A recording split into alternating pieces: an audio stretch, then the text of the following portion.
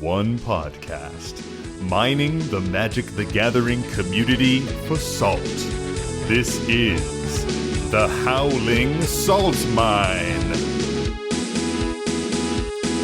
It's the Howling Salt Mine. The Howling Salt Mine.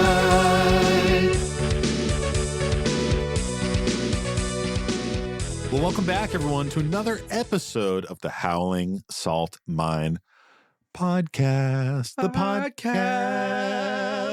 podcast where we delve into those salty minds of the Magic the Gathering community, find the saltiest stories, the saltiest posts, the salty confessionals that we love. We love them. And put them in our mind cart and bring them right back up to you, our dear prospectors at home. As always, I'm your host, Sam, and I'm joined by my two co-hosts, Mike and Tony. Say hey, guys. What up? Hello. Hello, indeed. Oh. And before we go any further, you know we got to shout them out, our nice tier patrons, and I'm going to do so now and edit it in post. Post. And this week we have Alex Balix, Crean Bean, Prime Speaker Florian, Dr. Black, Accidental TPK, and ZZ. Thank you for being so nice. Folks, we've been recording all day, live. We've been drinking for the second half of the day. We have been drinking a little bit. So this episode's going to have that second episode energy. It's going to have a little different energy, too. We're being a little silly. Coming to you live from the Howling Salt Mine. You know, a couple silly boys. Yeah, from Howling Salt Mine. Guys, how do you feel about beer? Oh, interesting. Wow. Take it or leave it. Fuck off, Mike. So I am... Tony, play in the space with me. Mike wants to do his own thing. He's like, I don't know, looking at nudes on his phone. He is. I think he's bricked up over there. No, I'm fucking wonder picking. Give me 1 second. I'll put this shit down. He's wonder pricking. Yo, I fucking got it, too. He's one dick pricking over there. All right. I just hit my 1,000th. Mike's mom, I don't know. I don't know what's going on with yeah, it. Mike's mom's so cool. Mike himself, not that great. Oh, that was me what talking happened? to her through the podcast in that moment, being like, he's over there not... Yeah. Mike's over there sinning. Yeah.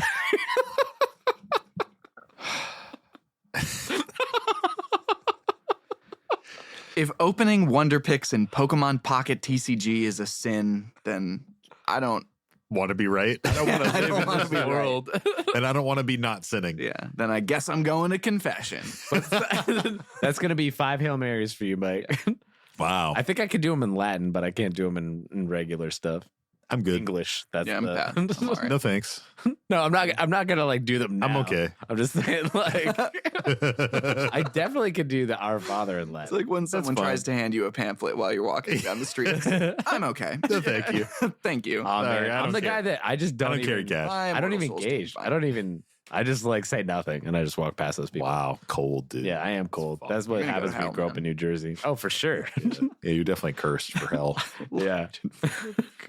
So should we do the podcast episode now? Yes. I don't know what we've been doing for the last 2 minutes. I don't know what that was. Some prolonged blooper. So how do I feel about beer? Yeah, let's talk. You know, we talk about food all the time. We haven't talked about beer a lot. I love beer. I'm pretty passionate about beer.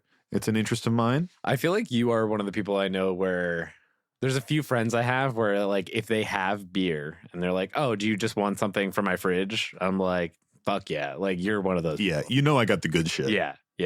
Like, you always have, like, good shit. And, like, I don't have any Keystone that's not Light. everybody. Yeah. Mike. Some people love that shit, though. Mike is drinking them stones. I'm a craft beer girly only. Like, I like sours and I like stouts. Yeah. And there's some things in between. I'm not nearly as educated as probably you are, Sam, or like probably even as Mike of just like that space because it's not where I tend to like hang. But I can appreciate good beers. Yeah. And so like that's generally where I kind of live on the spectrum. And like I'm just like a spoiled brat because like I feel like in New England we have a fair amount of breweries and things. There are like regions of the country that like don't have that. Yeah. And so it's like when I go and have something, I want to craft nice beer. I'm not just like there's nothing wrong with like a Keystone Light, Bud Light, whatever those things might be. Those can be really good sometimes. Every once in a while, a Corona Rita. I'm like, let's fucking go. Dude. Hell yeah, man. But like when I'm going for booze, I'm usually going to grab like spirits of some variety. It's not on the beer side, but like a beer like a ghost can hit. Yeah, exactly. Yeah. Trying to Sort of slurp up some spectral. Yeah. Like jazz. Slimer, for sure. Like Slimer from Ghostbusters. We get it. We get it. For sure. We all get it. The Marshmallow Man. Yeah. Where do you lie on the beer scale, Mike? Yeah, I mean, I like beer. It's fine. I kind of agree, though. It's not my... If I'm going to go have a tasty beverage with a meal or something, I feel like the cocktails are usually a little more interesting. Do you bring Dockside when you have a tasty beverage with a meal? Am I right, folks? Are they loving it at home? Are they loving it? Loving it. Except it's banned. Rest in peace. But yeah, I like a sour. I like a lighter wheat kind of beer, like a Hefeweizen or something. I will say like a that kind of shandy. Heavy. Or shandy. In the, yeah. like summer beers are where I vibe the most with. Yeah, that is Like definitely on a the hot prime day, I'm beer outside. I'm time. like, give me a fucking beer right now. Like, I feel what's you. happening? I feel you. I don't really like a stout or a porter, like the heavier stuff. Even like an IPA, I'm kind of like, Yeah. like I have drank enough beer over the course of my lifetime that I'm happy and content and can sip on something and be very happy with a beer. But those aren't really what I reach for. I agree with what Tony was saying. I used to be also like feel somewhat responsible for showing Tony a few beers that he was like, actually, I don't hate this. Yeah. I feel like when we first started living together, you were like, oh, I will never touch a beer ever. Yeah. And I was like, I bet you'll like this sour. Yeah. That's definitely true. But also like Blue Moons or Shock Tops are like things that we used to like get or have like when we would go out to a bar in the Boston, right? And so it's just a different vibe. Like beers almost for me hit like very specific moments. If I'm in a bar watching a Celtics game, Oh, yeah. I'm getting fucking Blue There Moon. we fucking go. Like, Let's go, boys. That's what's happening. Crush a couple beers with the boys. Al just dropped another 3. Let's go, Al.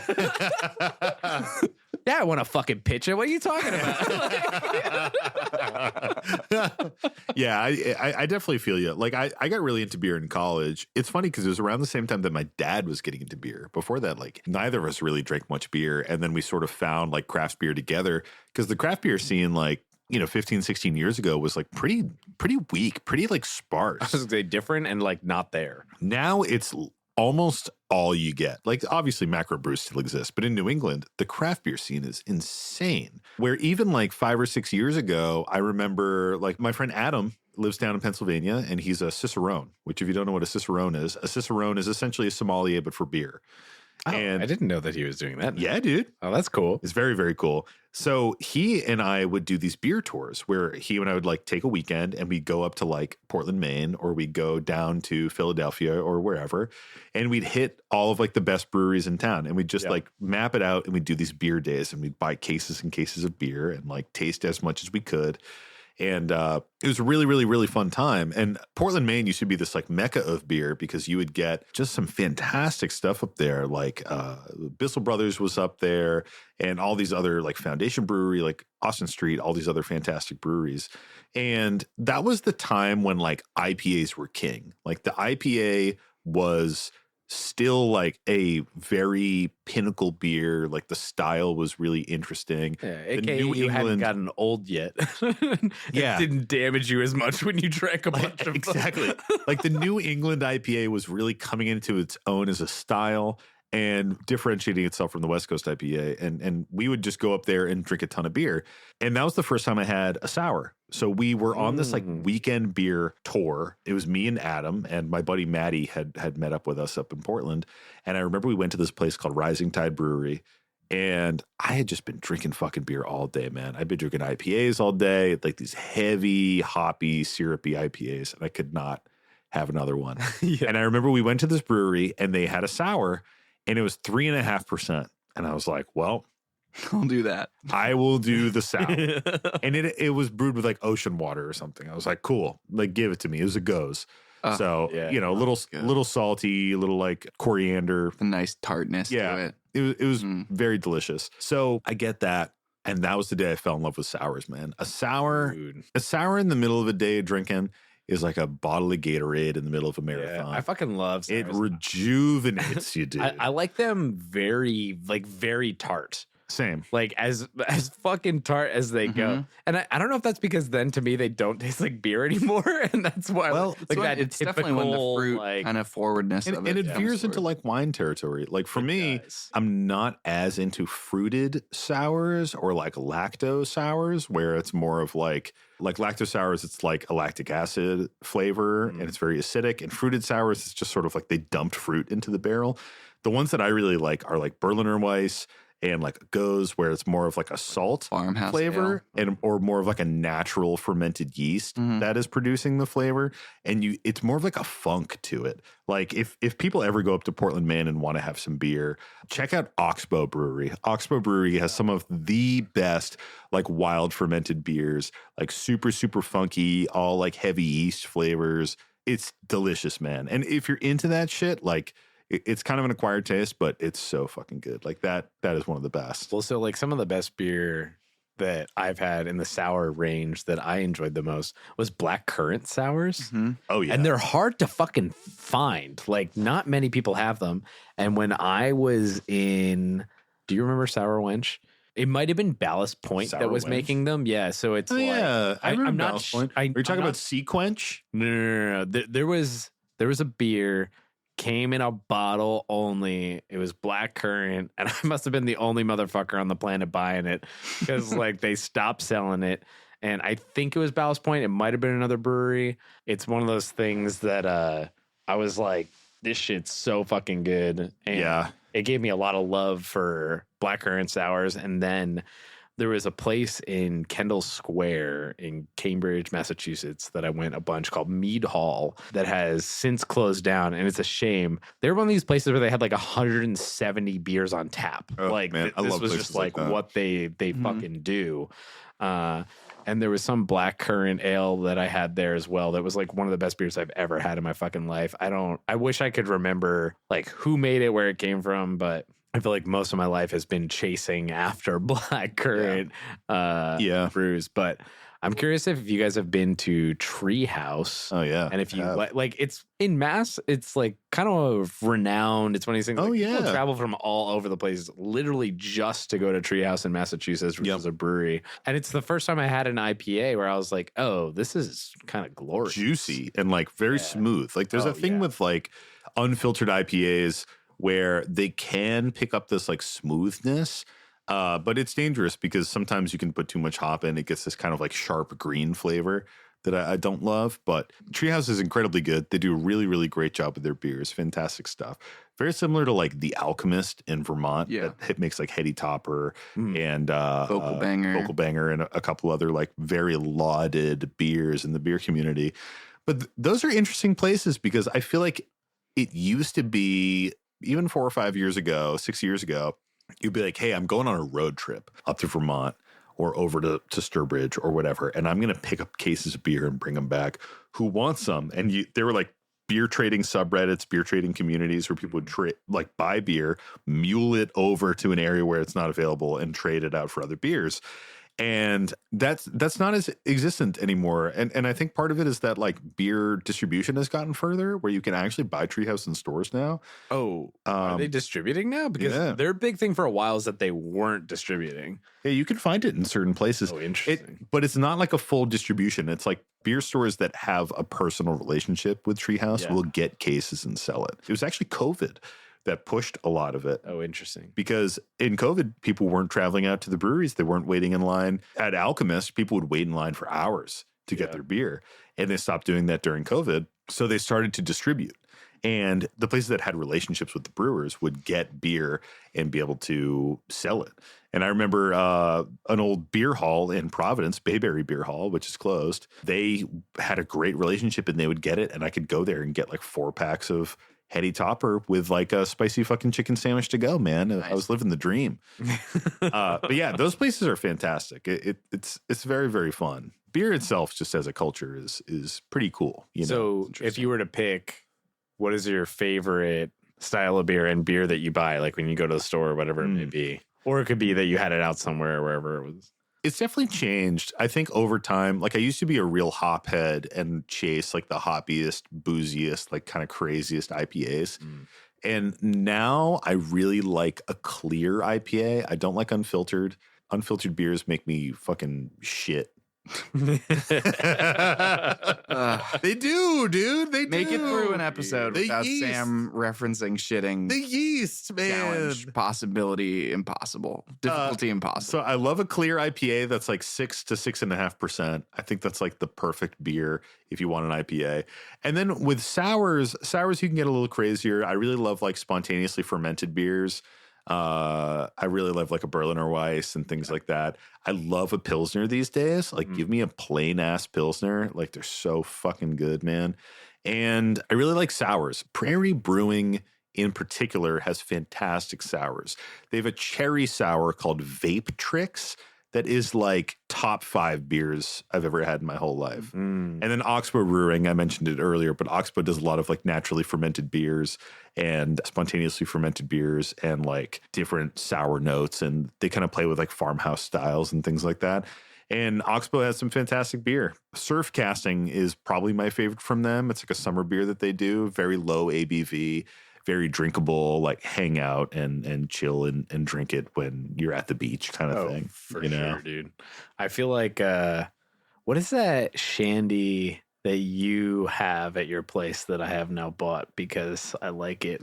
It's either Dell's, like shandies, or Leinenkugels. So like Dell's, dude? Yeah, Dell's with like Gansett. Dell's has a shandy with someone. I love a shandy. Don't tell me about Dell's. I live in Rhode Island. Yes, Dell's is a Rhode Island. Don't even fucking describe it to me because I know. The Dell's shandy. Dell's frozen lemonade Yes. is like a pillar of the Rhode Island. Yeah, community. And Narragansett. it's definitely Dell's shandy. Yeah. So And I think it's Gansett that Yeah, works. it is. It's Dell's and Gansett. which Yeah. is also a Rhode Island staple. Rhode Island is held up by 4 pillars, and one is oysters, one is Gansett, and one is Dell's, and the other one is fucking, I don't know, beaches. the or Irish something. for me, it's like, yeah. The other one is the mob. Like literally, the mob is alive and well in Rhode Island. Still, I feel like for me, it's for the it's in the summer. I want a Dell's shandy. yeah. In the winter, if I could ever get it again, I'd love a blackcurrant, sour wench, Ballast Point. Because sours are like just Sours like are kinda great, my man. jam, and I love them. But on occasion, I do love a Guinness. Man, I had Guinness when I went to Ireland, and then I came back to the U.S. and I had Guinness, and not to be like a good, big It's stinky not snob, as but I good was like, at it all, fucking dude. sucks over here. But it's kind of that game of like it's so good over there that it gets you drinking it, and then you Yeah. almost tolerate it over here. Yeah, you deal but with it. it is truly so much better over there. It's kind crazy of over insane. there. Yeah. Yeah. It's so fresh. Yeah. For me, I have a couple beers that I never actually find or get, but that are like deeply nostalgic for me. So then when I do see them, I get them. And those are Session Blacks and Red Stripes. Red Stripe, baby. Those were the 2 beers that I remember. Like those are the first beers I remember like seeing in the fridge. Not when I was like a kid. I was pretty responsible as I was growing up. But I do remember like being in college. going into the fridge, No, grabbing a I do Red remember Stripe. being in college and getting like grabbing a beer with my dad and my brother, and then being like Session Blacks and Red Stripes, and like going and playing Halo in the other room and stuff. So those are deeply I will say there's nostalgic. some And then- other like a Stella or a fucking Yingling hits in the right scenarios. yeah. Like when I'm hanging out with my high school friends and we're ripping Yinglings, I'm like, let's fucking go. Dude, Yingling make you do your thing, dude. Yinglings are good. So you know what there's not a lot of in beer? There's not really a lot of salt. Actually, a Goes is a salted beer, Mike. Nice. Well, I do like a ghost. But wait, Sam, like what is salt? Great question, Tony. And thank you for asking. You may think this is a beer podcast where 3 unfunny guys read beer labels, but it's actually a Magic the Gathering podcast. Salt is frustration in the game, as we say. It's anything that's going to get you frustrated or sulky or angry in a game of Magic the Gathering. And that anger and sulk and salt can range from being a little frustrated that your commander gets counterspelled for the second time, or maybe you've just totally been shut out from a game and you're ready to flip the table. You're ready to scoop up the cards. You're ready to go home. You know, there's a little bit of salt, this 1 or 2 grains that sprinkle out in every single game. Hey, I played Heuristic Study. Oh, you counterspelled it? Oh, that fucking sucks. Fuck you for, but no, fuck you. Bullshit. But Played Heuristic Studies. I'm glad it got countered. Hey, okay, so you got some salt from me playing it. I got some salt from you countering it. That's low salt. The high salt is like, I'm about to win, and you're like, you forgot my trap card. This fucking card has ward, and you're like, fucking ward. You know, there's a lot of different levels of salt. And we talk about all the levels here on the Howling Salt Mine so we can learn from it, grow from it, and hopefully not be salty in a future game of Magic the Gathering. As we like to say, it is an edumagicational podcast. Hell yeah. That's hashtag trademarked. It is, yeah. And we will sue your ass if you fucking ever say that. If you ever utter those words, we will sue you. Yeah, you know how you think you get ads when you say words? Like you think your phone's listening to you? It is true. And if you say edumagicational with your phone around, we're going to fucking sue you. We pay for that service. Yeah. We got 3 lovely salty stories here today, boys. They're lovely? Hell yeah. They're I would love to love them. attractive stories. Oh, well, I'm not. I mean, Yes, Mike Mike? already said he wants to love them. I So was we looking heard. for a platonic love, though. I didn't really care that they were attractive. Well, these stories are horny and they're ready to fuck. Oh, I'm gonna leave. And they're ready to. and they're DTF. I am happily And DTF means down to Find out. friendship. Down to friendship. Down to friend. All right. Well, Is that let's not get what into these DTF down means? to I've been friend texting stories. that to so many people. Okay. I'm DTF. Down to friendship. Just can you imagine going through your actual phone, every fucking contact you have. Dude, from, I'm DTF. from like when man. you had a Down to phone till now. friendship. Yeah. You're just, yo, DTF, just to every single person, just to. Just to like set up a play date. DTF? Yeah. I just really want to play some video games with you, man. Mario Party. I'm like, oh my The God. stereo Sam's... thing will be the people who So this respond, first they're story, like, huh, Sam? Why don't you tell us about I this think- first story? I think we gave this episode the appropriate preface. We talked about beer for fucking 40 minutes, so That's fine. you should know where we're at with the headspace. Some of that is a stray Garen, I hope. Definitely not. Probably, maybe. All right, boys. We got a long one here. Everyone buckle up. Put on your belts. All arms and legs in the minecart, please. This one comes to us from our buddy Ernesto. And this story is titled, That's Not How That Works. And here's the story. Hey guys, Ernesto here. I've been marathoning your backlog while I work over the past 2 weeks after hearing y'all on Am I the Bolus? Nice. Shout out to Mike Carosa, our buddy. I just caught up, so I guess I'll have to sign up for the Patreon for the rest of your sweet, sweet content. Wow, thank you for the free advertisement. Definitely check out our Patreon, patreon.com/HowlingSaltMine. There is, in fact, hours of content there. There is. Really I think there's are. like That's a crazy. over 80 stray grants, Whole which is day. You could nuts. listen for like a whole day. You really could. I was just searching Reddit for cards to hate out token decks that my pod likes to play and happened across a reply thread about Ratchet Bomb where they sang/wrote Stacy's mom and immediately heard it in Sam's voice. So I wanted to share it with you guys. I'll attach a picture of it. While I'm here, I'll share a story about a recent night when I got salty. I play at my house every Wednesday with my cousin Hector, brother Andy, and a friend he brought into the group a while back, Aldo. Hector was out that night. I was playing the Hail Caesar precon from Fallout. Andy was on the Chaos Incarnate precon. We were playing precons because Aldo brought his brother for the first time and he hadn't played in years, so we were trying to take it easy for the night. I don't remember what Aldo was playing since he brings something different almost every week. His brother was on a semi-upgraded Grave Dangered precon, but I can't remember his name, so I guess get fucked both fourth players anyways. Wow. Shout out to Aldo and your brother. I'm sorry we need for a the disrespect fucking here. shirt, dude. I don't like playing against Goad because it forces attacks on unwilling victims, and this deck really fucks. Aldo and his brother hadn't done shit the whole game, so I was trying to send my attacks and Andy as much as I could, but we were all still pretty even on health, though we were all low. It was late in the game and the board was mostly clear after a recent board wipe, so I only had one creature out with Fervent Charge and Marshall's Anthem. Dude, I love Fervent Charge. Mm-hmm. Attacking creatures get +2/+0. Ah, It's a Mardu enchantment 1 and Mardu mana. Fucking so good. Marshall's Anthem, pretty dope too. It's an anthem that has like a reanimate clause on it. I think it does. Yeah. It has like a reanimate kicker. Yep. It's very good. Andy was at 10-ish HP with some 4/4 blocker and had just played Kardur, a 4/3 that goads on ETB, though notably, the wording on the card doesn't specifically say goad. That is true. Before he passed to me. I played Caesar, Legion's Emperor, and attacked Aldo. Kardur? Kardur. I could have sworn you were saying like car door, like the door of a car. I was like, is that from the Fallout precon? I think people say it Kardur. Yeah, no, that's Kardur? probably correct. I've just always heard like Carter. Like the Lil Wayne albums? Yeah, like I think adding Carter. the scourge at the end Yeah, is part Carter what would help. yeah. Part of the Scourge, yeah. Okay. I played Caesar, Legion's Emperor, and attacked Aldo with my one other creature because of goad. I sacrificed the creature to Caesar, creating 2 1/1s that come in tapped and attacking as 4/4s due to my anthems. I also chose the other mode on Caesar that deals damage equal to the number of tokens I control to target player, picking Andy, so he took 2 to the face. I picked him as the target for my tokens to attack to try to clear his board because I knew he'd kill me on the clapback with only Caesar available to defend. He had to block at least 1 and trade or he'd be out. He starts arguing that I can't attack him because of Carter's ETB. I said shit that enters attacking doesn't care about goad, but he goes on and on about how Kardur isn't goading.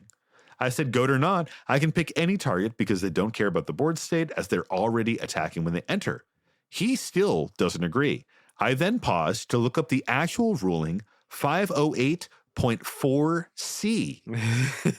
Fucking love this. Shout out to Ernesto, dude. And text him a screenshot as he's playing over Discord with us because he's in another city. We proceeded to argue about it for a solid 5 minutes with him not willing to budge because we're both competitive and he knew I was out if his stuff didn't get removed. The other shitters hadn't played one bit of removal, so that was almost a sure thing. I geek out over rules interactions, so I usually end up as the judge for the table when we play. I was pretty sure I knew what I was talking about, so I didn't specifically ask Aldo and company, but they didn't chime in the whole time anyways. I don't know if they weren't sure who was right or if they didn't want to catch strays, but they stayed out of the conversation.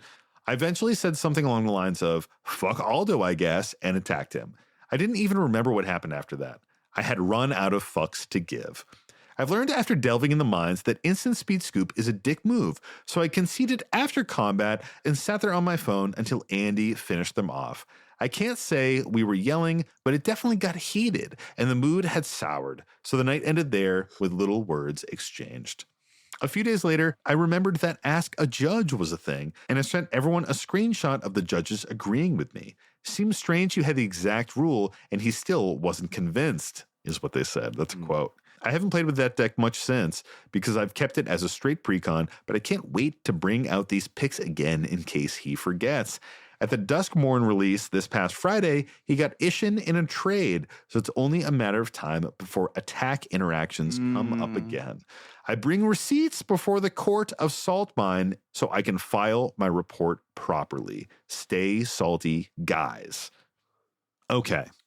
So, Rule 508.4C. I got you. Mike, hit us. 508.4C. So, a creature that's put onto the battlefield attacking, or that is stated to be attacking, isn't affected by requirements or restrictions that apply to the declaration of attackers. Yep. AKA not Creatures that come in and tap. and not it doesn't hit creatures that come in tapped and attacking because you don't declare them. They're already attacking. They come in, you pick the target. This is like, oh, I got you. Creatures that come in tapped and attacking is something that just seems to break the brains of Magic the Gathering players. And I get it because it's a complicated interaction.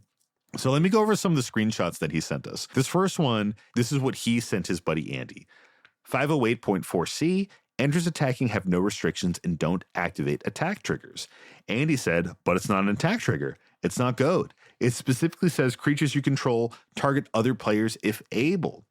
Kardur doesn't say your opponents are goaded. He lays it out and says all creatures your opponents control. So the rule still applies when it enters. Our buddy Ernesto rebuts, it isn't affected by requirements or restrictions. Can't attack you is a restriction. I can't make this any clearer.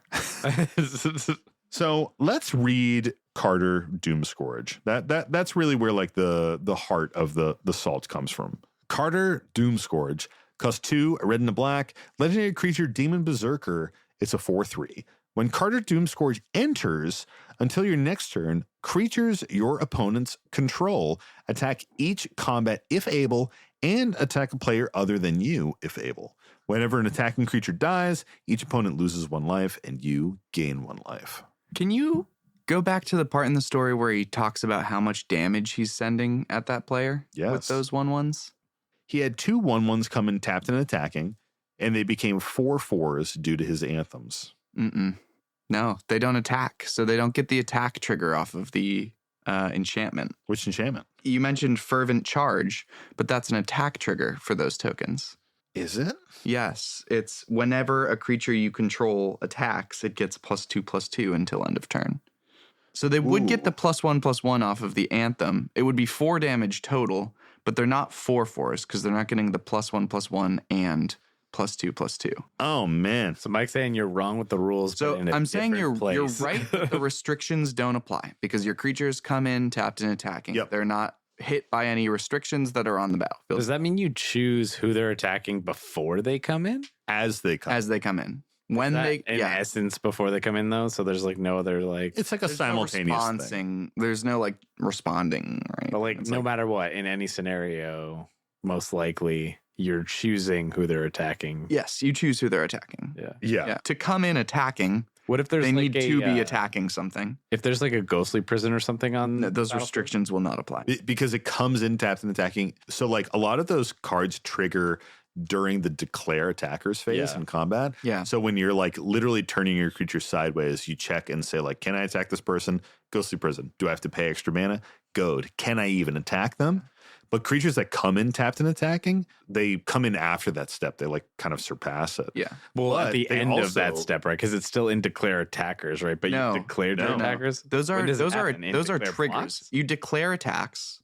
Yeah. Declare attacks is done. You're still in the declare attackers step. That's what but I'm you're asking. past the moment where you need to check the Sure. legality of all of the Yeah. attacks, which I is where understand the that restrictions. piece, Yeah. but it's like it's in declare attacks. Yes. But it's a trigger. The last thing that happens in declare attacks as like a trigger. That Yeah. happens. It's Right. usually a trigger that resolves and puts those attackers into play. Right. I mean, this is something that so many Magic players get tripped up on. Even our buddy Ernesto, calculating in the fervent charge damage, was getting tripped up on, Right. even though he had a good understanding Yeah. of the interaction.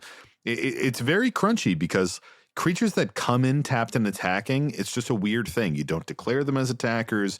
You don't have them out in existence beforehand, like they don't have haste or something. If you could somehow untap them and retap them, they can't do anything. Yeah. So it's a really weird space in the Magic rules. So I'm not surprised that this was a confusing moment, but I will say when you show someone the fucking rules, they should relent. You would hope they would relent a little bit, right? The Like problem is understanding those rules and how they apply, which is why there's like judges, right? Yeah. And for tournaments and stuff, that's important. But like we've talked about this before, the rule book for Magic is 200 pages long. People are not going to read the rule book to understand the game. Like you can consult it when you have specific questions like this, but there's so much comprehension that needs to go into something like this that it's pretty tough to like get something that's fully accurate.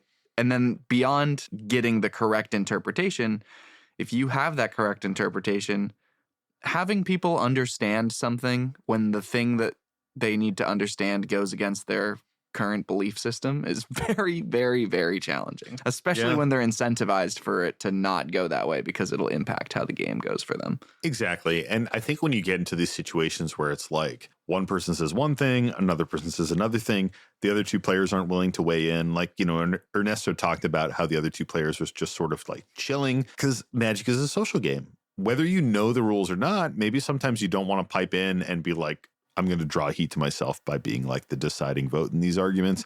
I'm the kind of player that would always throw my 2 cents in when it comes to the rules because I'm like Ernesto. I'm a nerd about the rules.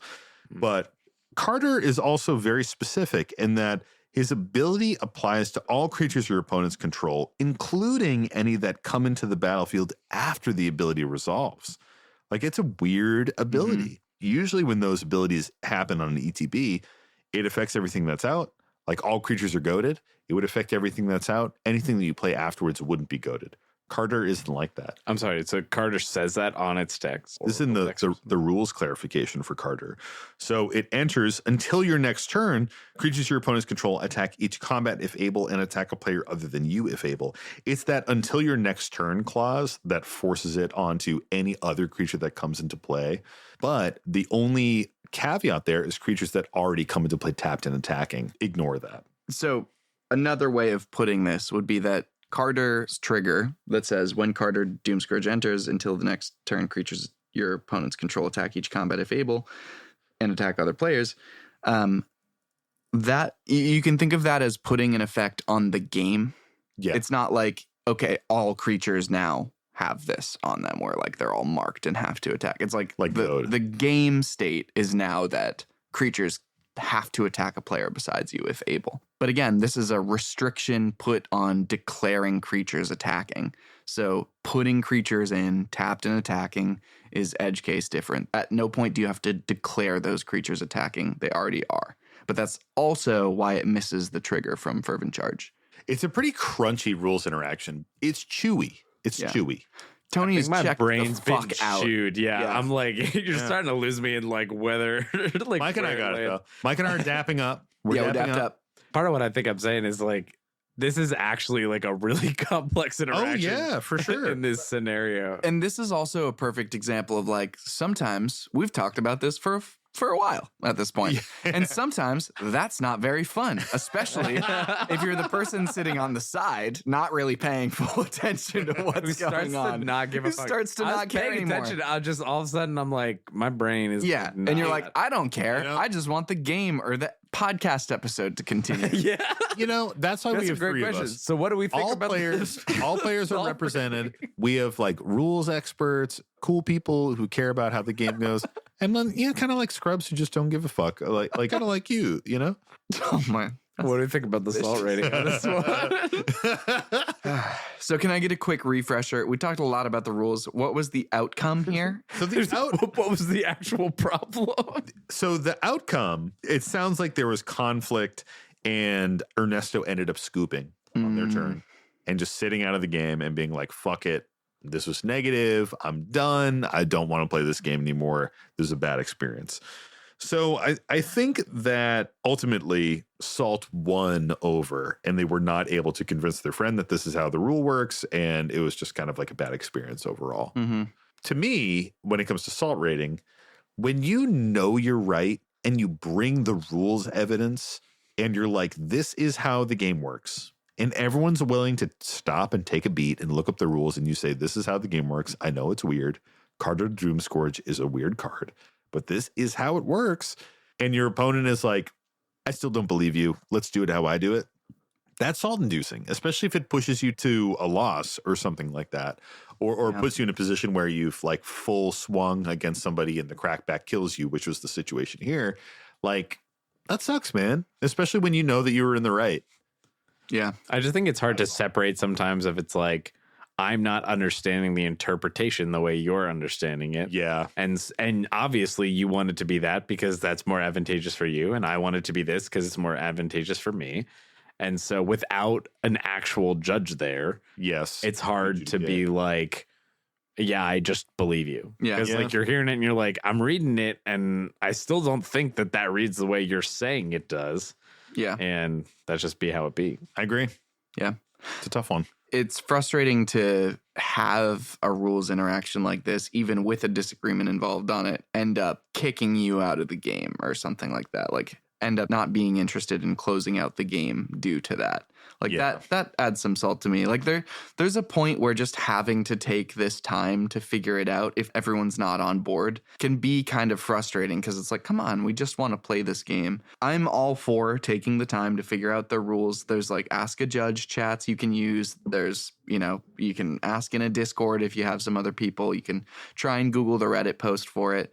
But I do think one of the things that helps us sometimes when we have stuff, and we don't do this for rules so much because we're all like nerdy enough to want to figure the rules out usually, or at least some of us are. Yeah. We'll make that disagreement a funny piece of the joke of the history of the game and be like, okay, well then there's an asterisk on this win. and just applying that gives you this space where you're like, okay, we don't know what's going on. Yep. That is what it is. We're going to move forward. We may not be getting this right, but we want to move forward. We want to make something happen. There's an asterisk. If you win because I wasn't allowed to attack you because you have Kardur out, then fine. We'll just say, your win doesn't really count. That's like almost every win Sam's ever gotten. Yeah. They've all got a star on them. A golden shining star. Because I'm so great.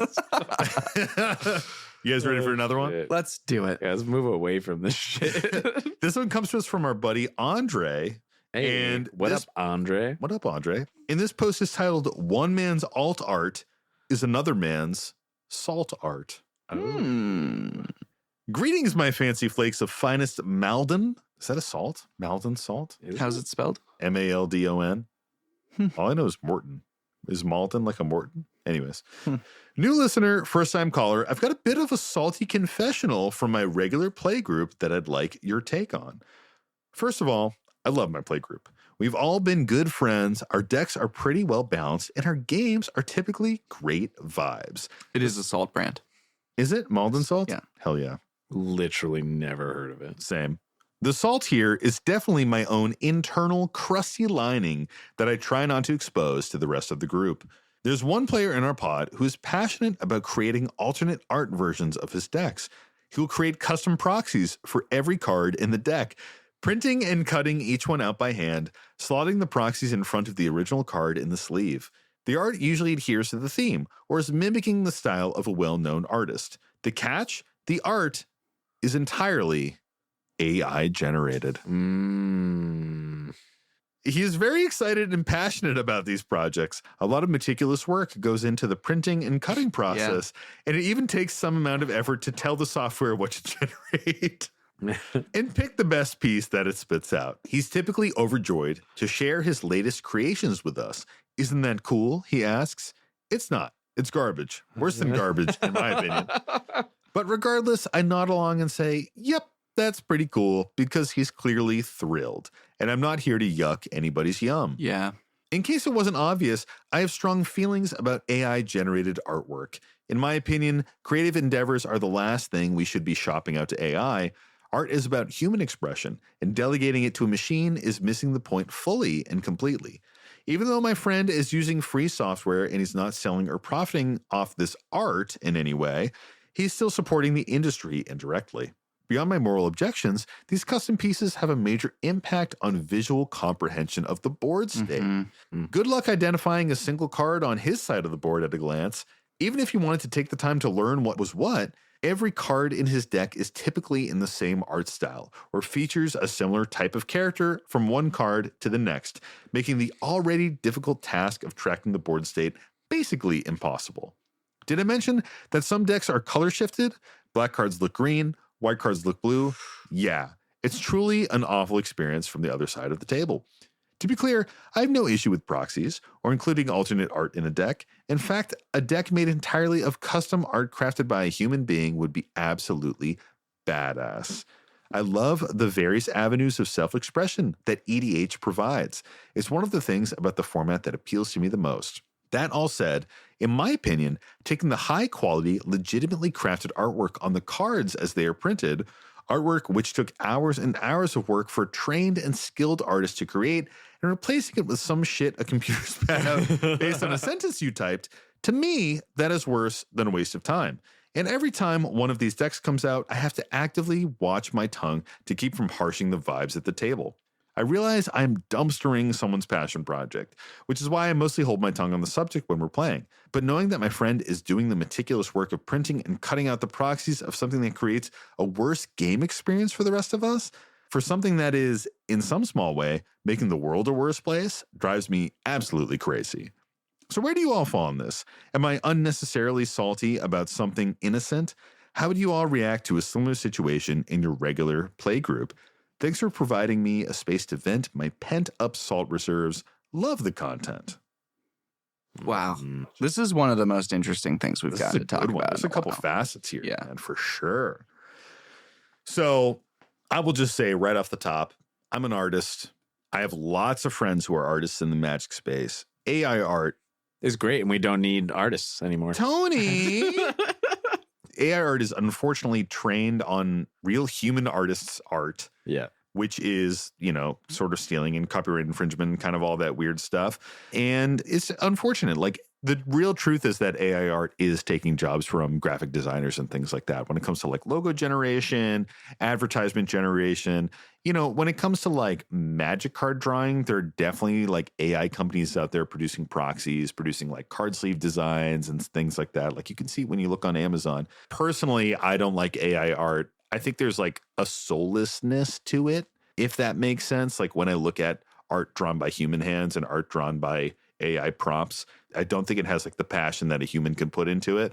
And generally speaking, when it comes to like corporations using AI art, it's a way to cut costs. It's a way to cut corners, I think for me, the thing that you hit on is like kind of the passion that comes behind it. And like when I buy art, that's what I'm looking for. It's like, I love to know that somebody did this. There's almost a story to that it's like, oh, I have this token and Sam made it for me. Yeah. Or this artist made it for me. This piece of art I have on my wall, whatever it may lead to.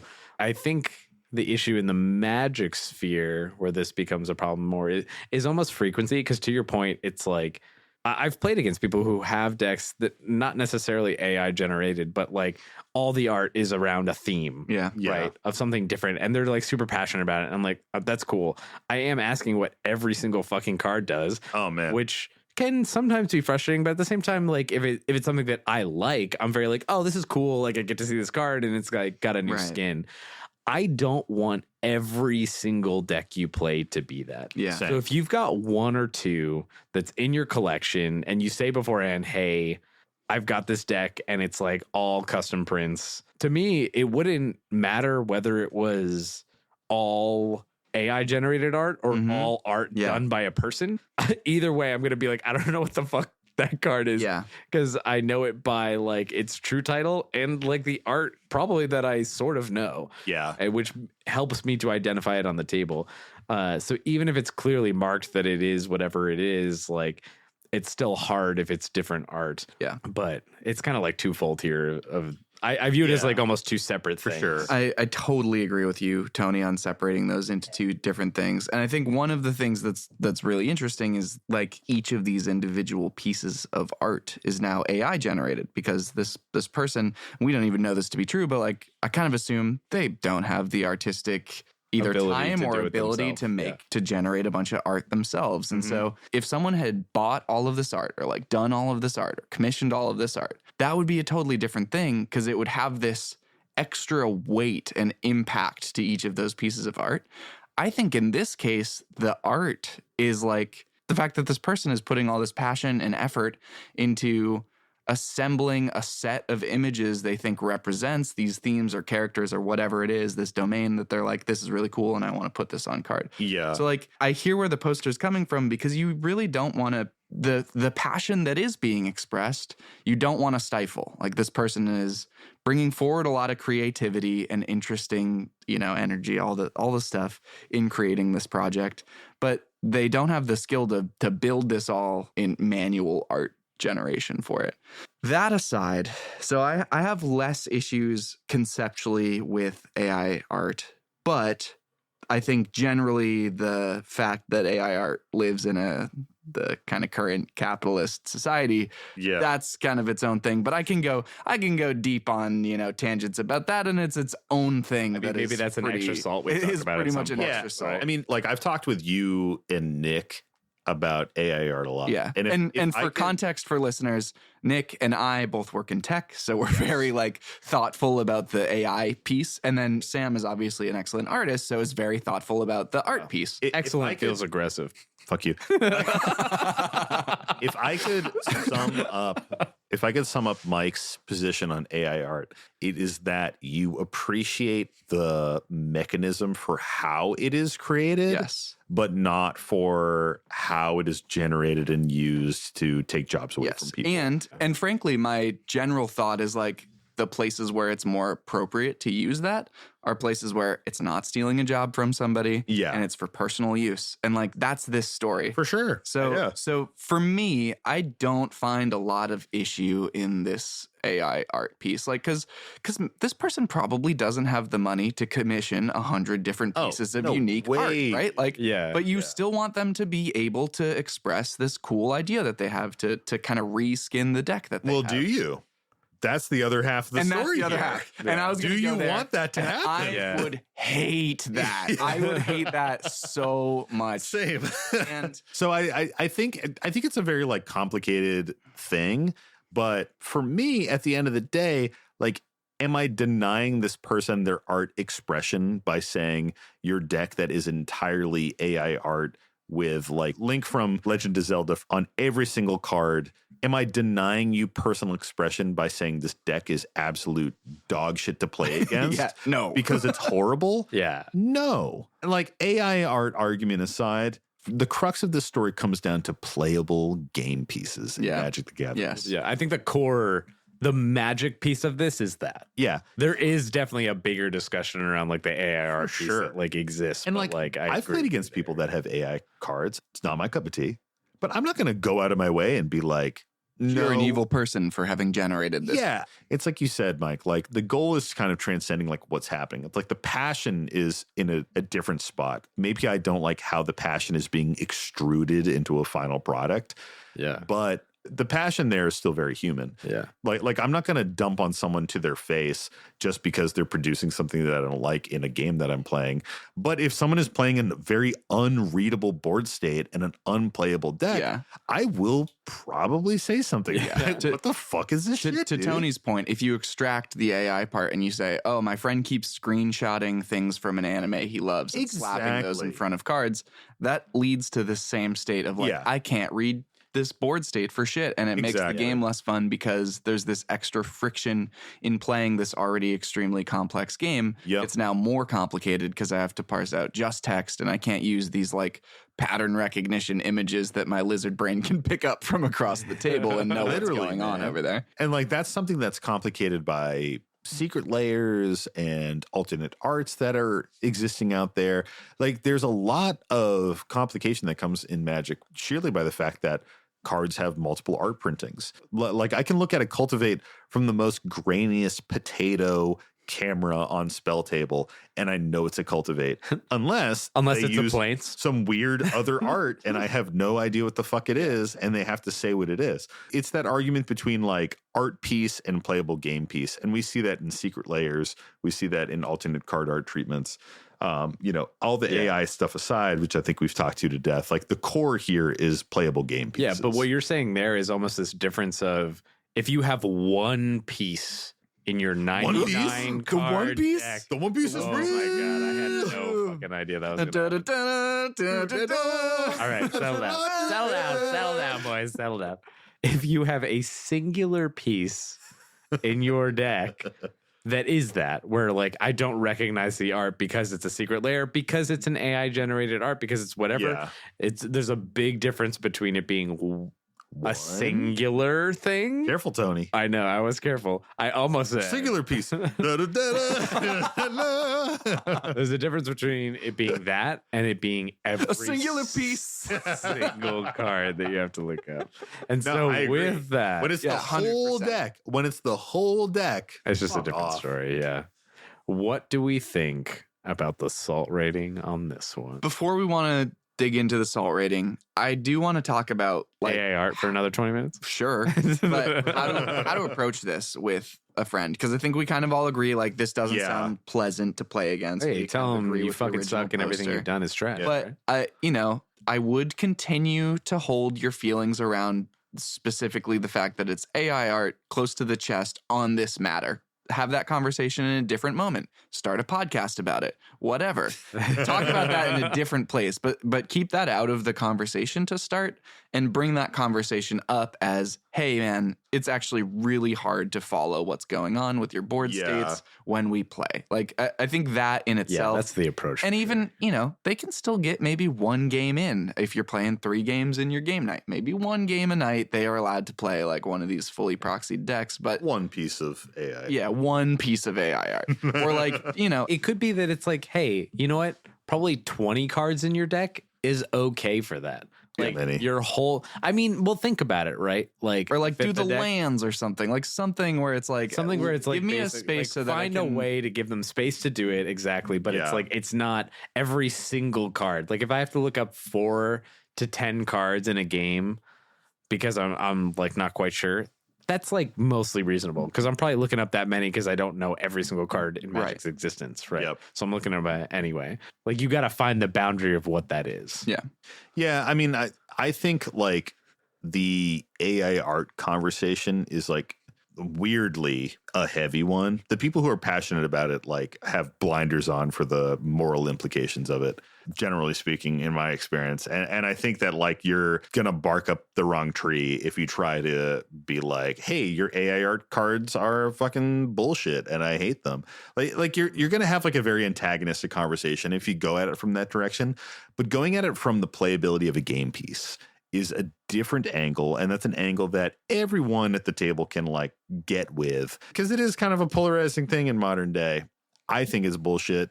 I would recommend people don't do that. And if you want alternate art, you could make alternate art cards without generating AI images. It's very easy. Yeah. You can still do this. At the end of the day, it's about game piece playability, and whether the fact is you're using secret layer cards, because there's some really ugly secret layer cards out there that are hard to read as game pieces, beautiful art pieces, hard to read as game pieces. And similarly, there are custom cards generated by proxy people who create their own proxies, or people who are creating their own art or card alters. There's a lot of cards out there that are hard to read. I have altered cards. Tony has altered cards. Like, this is something that we deal with as well. And it's hard to see what the card is. I have a Marath that's full art that covers the rules text. Yeah. How many times do people ask me, what the fuck does that card do? And I have one on the side that I can hand them to give them the actual rules text. And I think that's a big key. That's purely just because it's painted over. You know what I mean? Like you need to be ready to facilitate the ease of gameplay.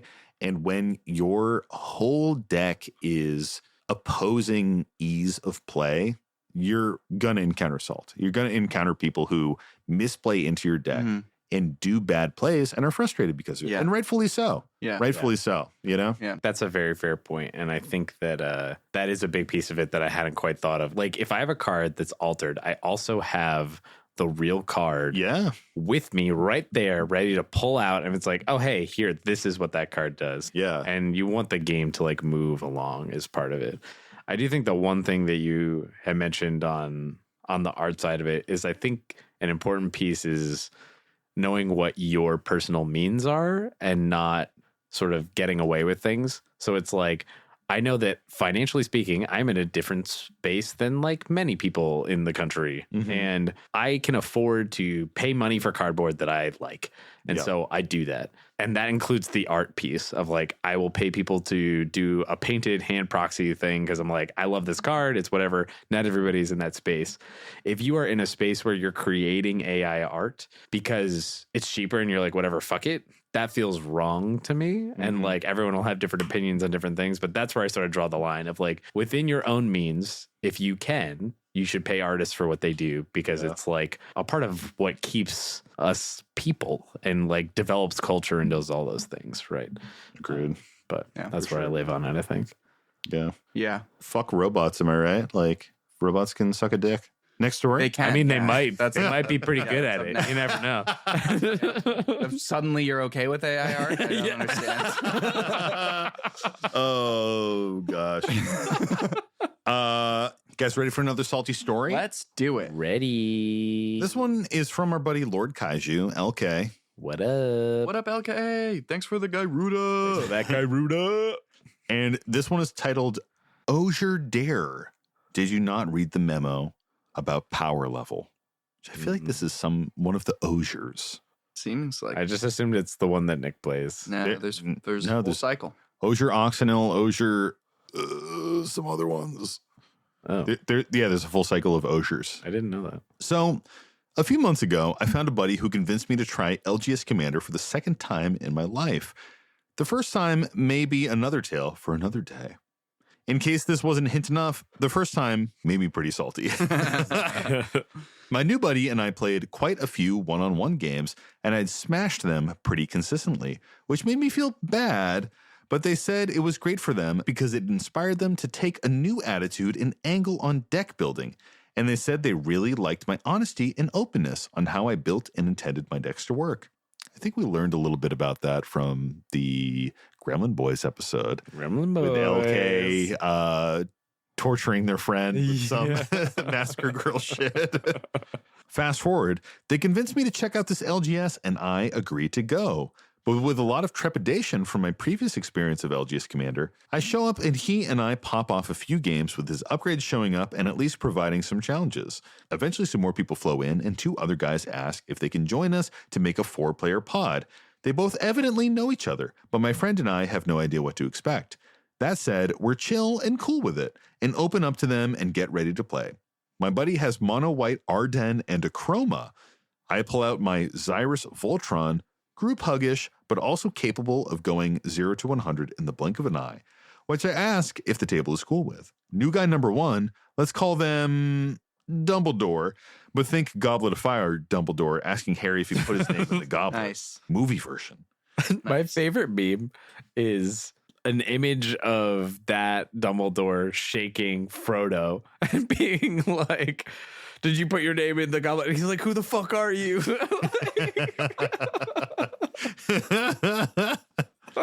I just love the Dumbledore. I've gone on record with this before, but I just love the Dumbledore clapping meme where he's like barely tapping his little ancient hands together. And he's like some things just deserve a Dumbledore clap. New guy number 1, let's call him Dumbledore, brings out mono red Osier Oxenil. Okay. So it literally was the one that Nick plays. It is Nick's one. And new guy number 2, who I would like to call Sharkbait, for sure. brings the Merfolk Precon from Lost Caverns of Ixalan. Sharkbait's deck is wicked powerful. It did make an impressive board state, but ultimately brought no comparable impact to this particular game. They don't say it, but get fucked 4th player. Thank you, Tony. Turn order for the game is myself, my buddy Dumbledore, and lastly, the poor Sharkbait, whose irrelevance led me to forget everything that they did. My apologies, Sharkbait. I'm sure it was great. So the first few turns are pretty classic Magic. Ramp, a few setup pieces, but turn 3, I cast Mana Flare, doubling everyone's mana. My buddy is super excited and manages to cast his Acroma down much sooner than he expected, and he passes to Dumbledore, who casts Osier Oxenil and has open mana to his pleasure, bragging about this and how bad it could be for the rest of us. Mike, could we take a quick break and you could read Osier Oxenil for the whole class? Would love to. For that whole motherfucking class, baby. I would love to. Osier Oxenil. I'm sorry, we're probably pronouncing that wrong. It's LCI. It's a tricky. Could be like her Oceanil or something like that. It could be something like that. It's 2 and 2 red for a legendary creature god with trample. If a red source you control would deal an amount of non-combat damage less than Osier Oxenil's power to an opponent, that source deals damage equal to Osier's power instead. When it dies, return it to the battlefield tapped and transformed under its owner's control.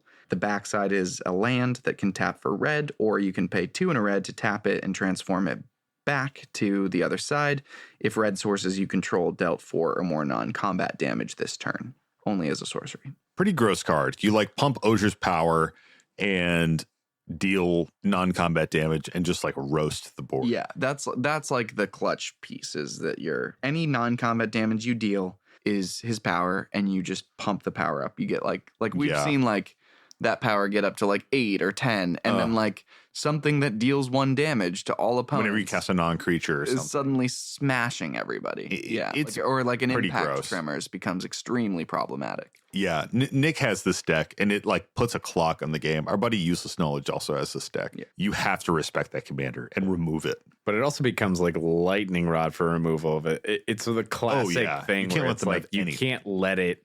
You just can't let it stick around because sure, they could cast it past turn, and like on the next turn, you can instantly just lose like fucking 30 life. Gross, dude. Yeah. So this Osier gets played and has open mana and is bragging about it. Sharkbait takes their turn. I'm sure it was great. I play land 4 and happily cast Atali Primal Conqueror, which lets me cast the first spell it hits off each player's deck. Off my deck, I hit a ramp spell. Off my buddy's deck, I hit the jackpot with none other than Helm of the Host. Oh, shit. Gross. On a Primal Conqueror? Jesus Christ. Yeah. Yikes. Off of Dumbledore, I hit even bigger with a Mana Geyser. Big mana. Shit. Mana for each tapped land your opponent controls. Tap land your opponent's control. Which gives me a total of 9 red mana. Sharkbait, I don't remember what you gave me. Sorry, Sharkbait. After resolving the Atali trigger, I used the mana to transform him into Atali Primal Sickness, aka Blightsteel at Home. No haste, so I pass the turn. My buddy casts Ardennes, moves all equipment onto a chroma, and smacks me very hard, but I'm still standing. After it's been a little while... What did they fucking Helm of the Host? Wait, was it Helm of the Host or Helm of Awakening? Helm of the Host. It's interesting. Slap that shit on your Atali. Oh, yeah. I don't think they had the mana to... They had 9 mana from fucking... But Atali, they should have put that on. You should have put that on the fucking Atali. You're right. What are you should put that on move through combat. You still make the copy. Yeah. LK. Trash. LK.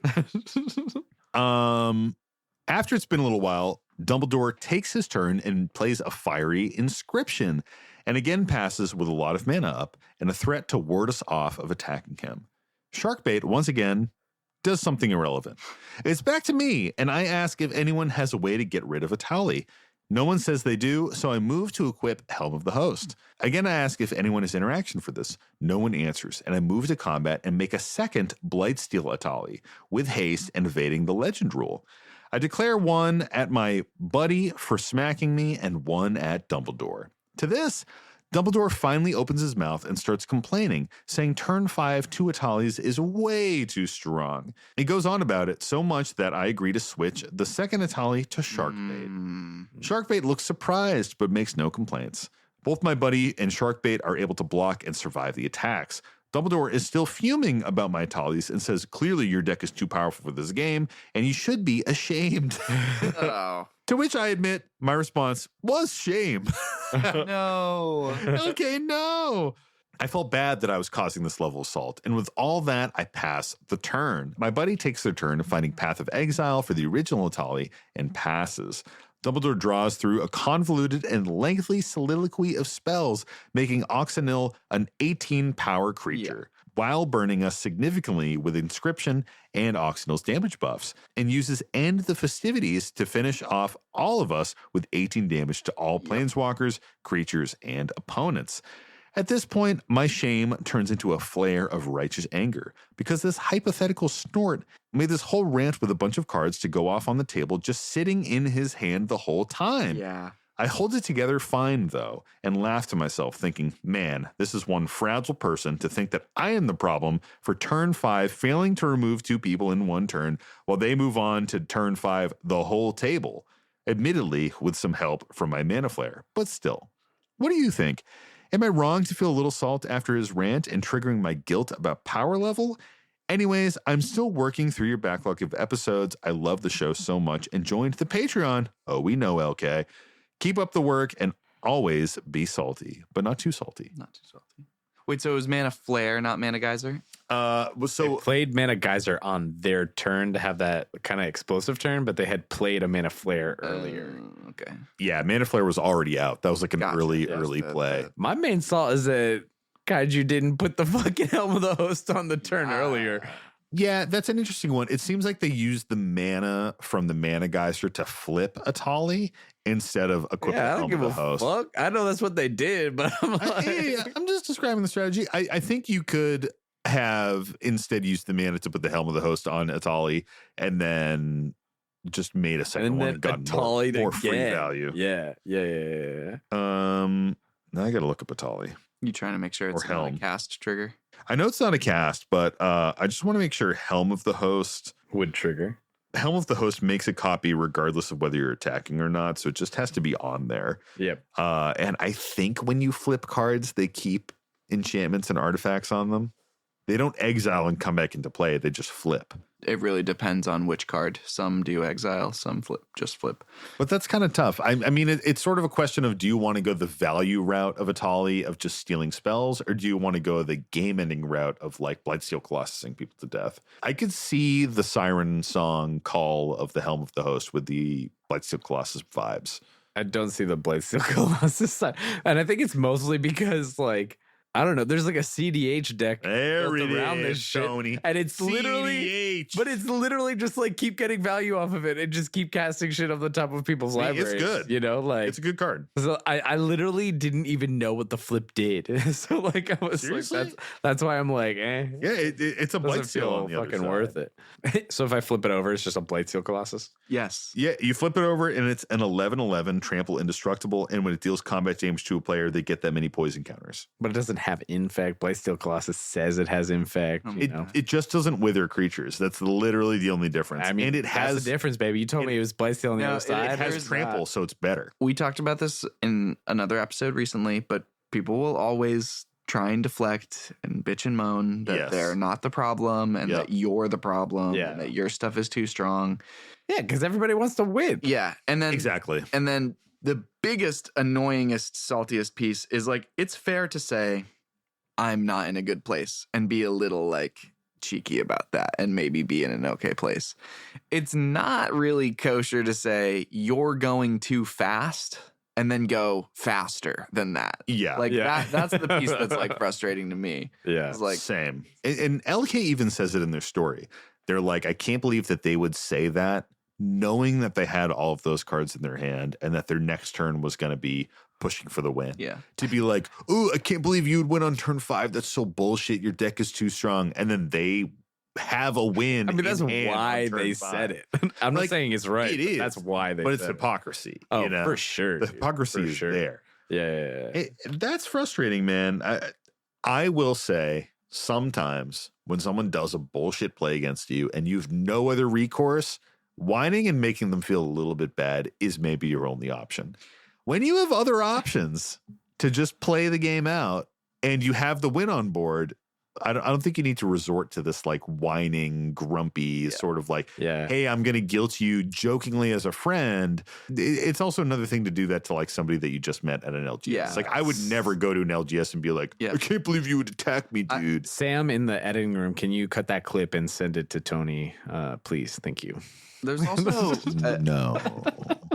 There's also, we met LK at Vegas, and you struck me as someone that maybe would want to avoid conflict. And that shows up in this story as well, as like, you know, you don't want to deal with this person that's complaining. Oh, I wouldn't either, dude. And I wouldn't either. But just so that you have a tool in your tool belt to address this whining, complaining player. Tell them to fuck themselves, right? Is, you know, even if you're feeling bad, you can, Tony's right. Yes. You can do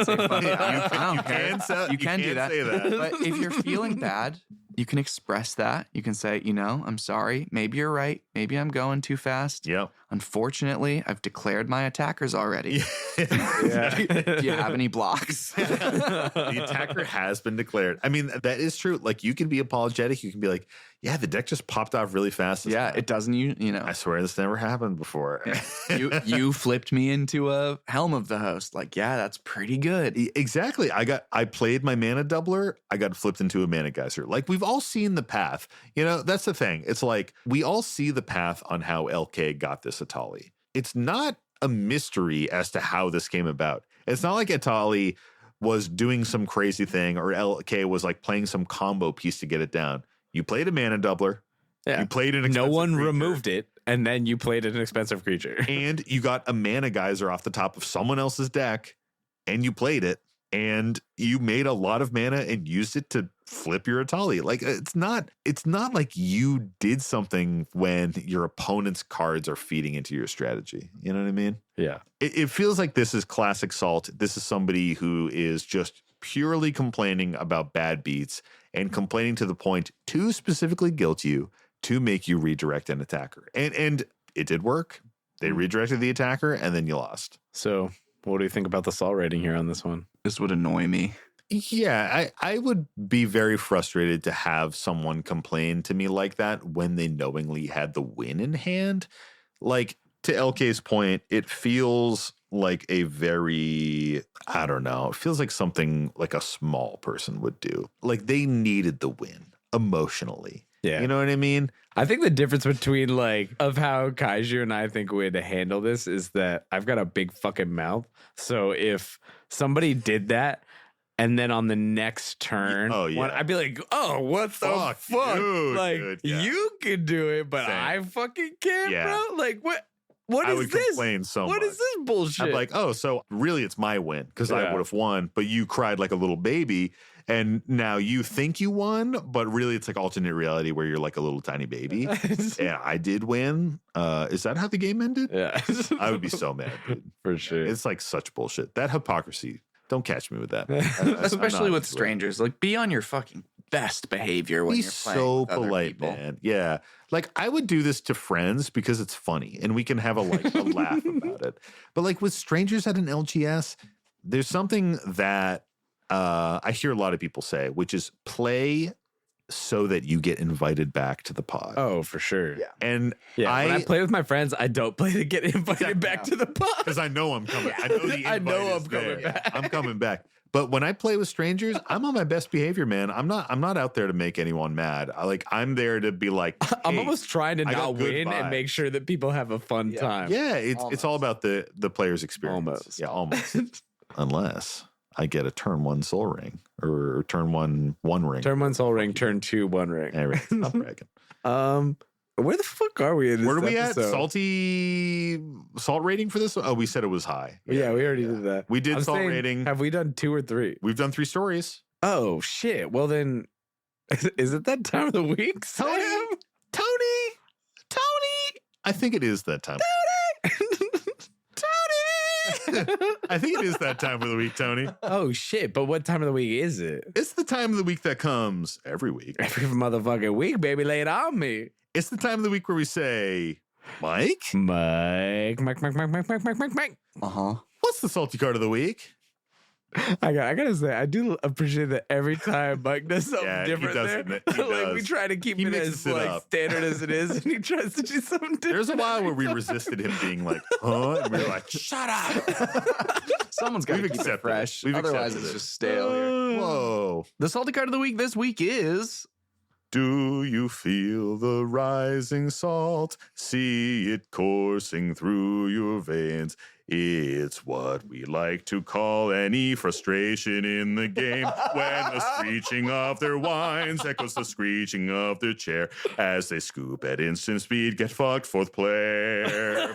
Will you join in on Rule Zero? Will you play this game for fun? Don't wipe the board again. Start a game once this one's won. Let's get down in the mines to complete your edge of magication. Do you feel the rising sun? See it coursing through their veins. It's what we like to call any frustration in the game. When the screeching of their wands echoes the screeching of their chair as they scoop at instant speed, get fucked, fourth player. Russell Crowe couldn't have done it better. Fucking drowning horse, Russell Crowe. Damn, dude. Did somebody send that, or did you do that in the bathroom because we were singing it before? No. So that was obviously Hear the People Sing from Les Miserables. Miserables. And that one comes to us from our patron, Lindsay. Oh my Thank you. god, Lindsay.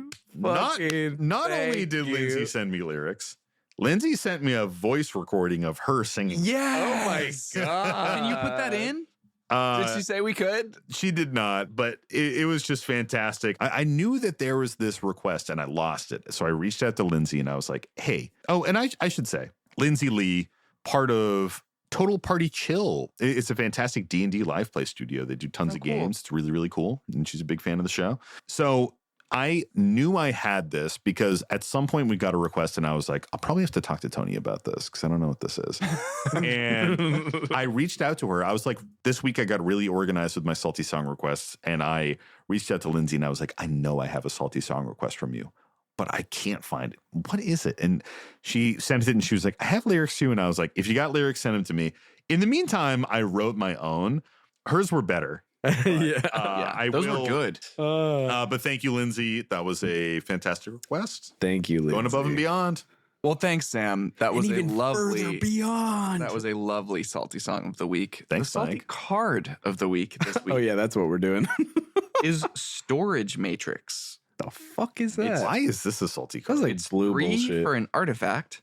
As long as Storage Matrix is untapped, each player chooses artifact, creature, or land during his or her untap step. How did I That know? player can untap only permanents of the chosen type this step. Oh, that's why it's a salty card. Okay.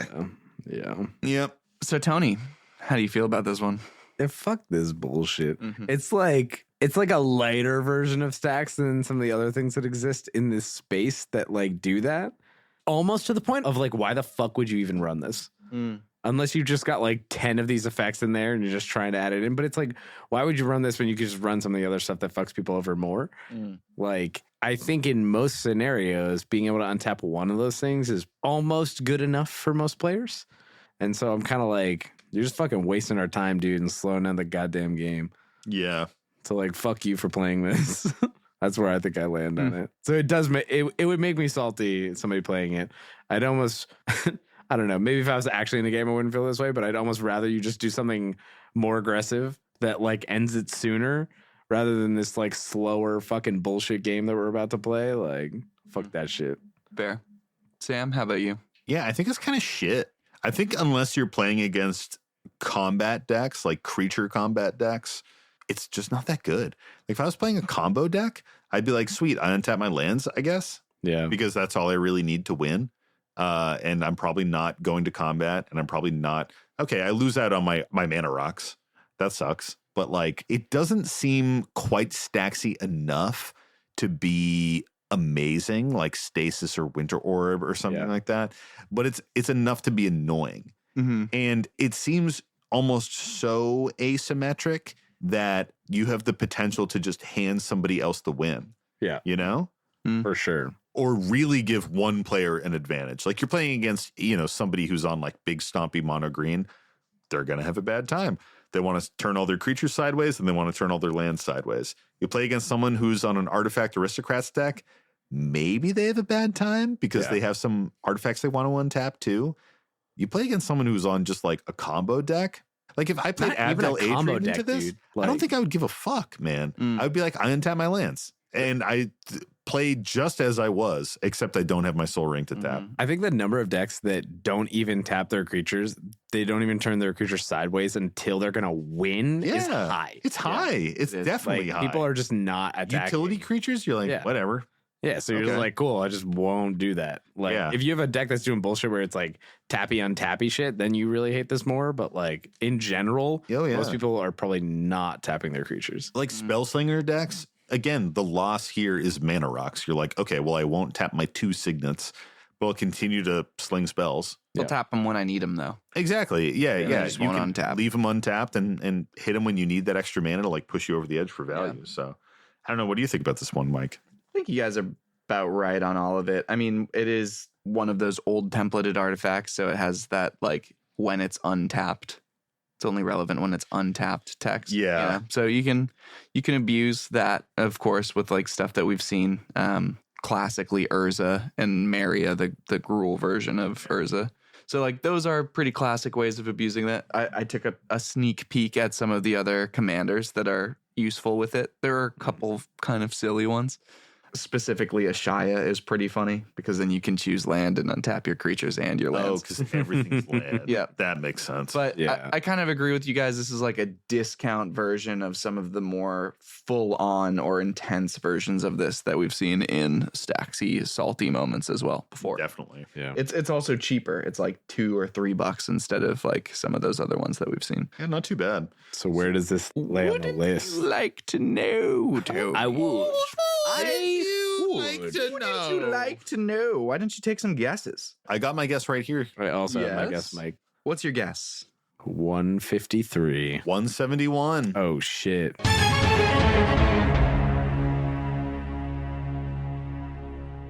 Sam takes it. It is 209. Oh wow, 209, and what I say? Not something close. 208. 170 something. Wow, 210. I almost was gonna lean in that direction, but I was like, this is an effect that people don't like. But I don't think I've ever seen this card or even heard of it. I haven't. Does this see a lot of play, Mike, from No. EDH Rec? Nope. Just It's, kidding. That's why it's definitely- 209 on the list. Definitely, one of the lower things. Yeah, it doesn't see a ton of play. It's got It's earned its place at about 208. it's pretty obvious stuff that you think would break it. Urza, Maria, Galazeth. Yep. Ashaya All is the kind of typical quirky and bullshit. neat, but then Ashai is neat. people Akaya. run it also in like or like Liberator, Urza's Battle Thopter, where you probably only play artifacts, things like that. Yeah. But then also just like garbage stacks piles like Grand Arbiter, Augustine, and stuff. Man, I gotta just say, some of these like stacks includes in Grand Arbiter feel so fucking lazy. Where it's like, it's a stacks piece, just throw it in Grand Yeah. Arbiter. Yeah. Like you see these Grand Arbiter decks that are just like dumb. It's like a Grand Arbiter player is just not even playing with their brains, man. Like it just seems such lazy deck building. They're like, Google stacks, just put all those fucking cards in, whatever, whether they're good or not. Like it's just silly, man. Yeah. Anyways, interesting. Nice, simple to the Yeah. salt. That wraps it up for the salty card of the week. That is straight to the salt. Well, thank you, Mike. I appreciate that one. And thank you to all of our prospectors out there, especially the Salt Packet Plus tier members, which Sam from the editing room will mention now. And this week we have Thoughtsmith Prime, Rothbox, Sire Speedy, Bobo Fett, Brimstone, Captain Cross, Elgo Fogel, Clearbrook, D. Beeson, Gilgamesh, Doug's Dad, Bark Bark, Pez, Swankub, The Quiet One, and Vok.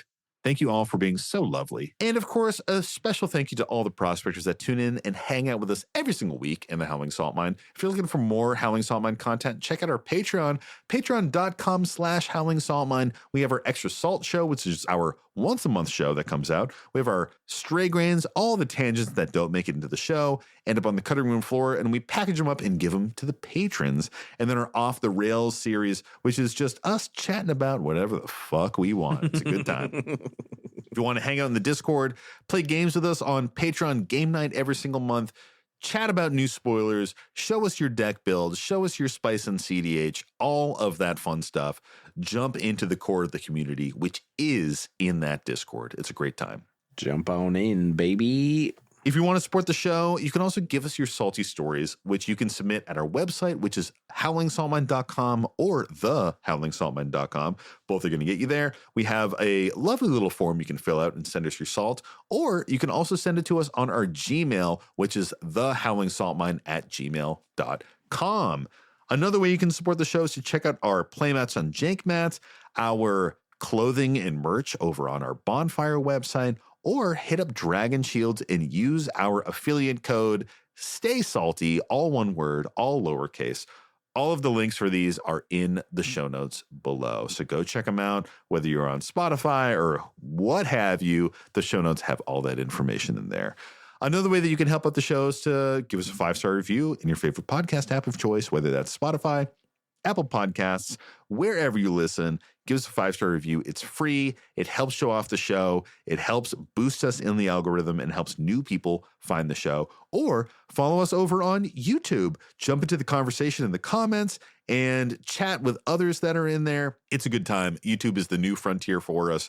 It's been pretty fun so far, and we're gonna keep doing it until the first song gets taken down by YouTube, and then I will cry. Another way that you can help support us is to hit up Devin Burnett if you're ever in Asheville, North Carolina. He gifted us our beautiful podcast art.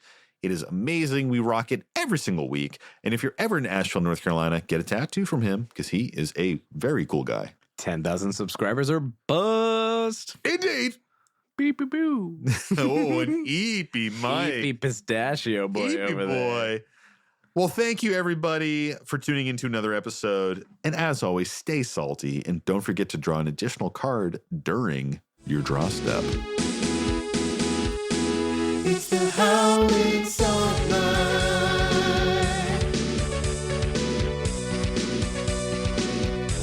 The Howling Song Night. I said shit. I said shit. No. I said shit that enters already. I'm a little drunk, boys. I'm a little tipsy in the beer talk. Oops. And because he knew he was out. Oh, fucker. Motherfucker. Fucking shit.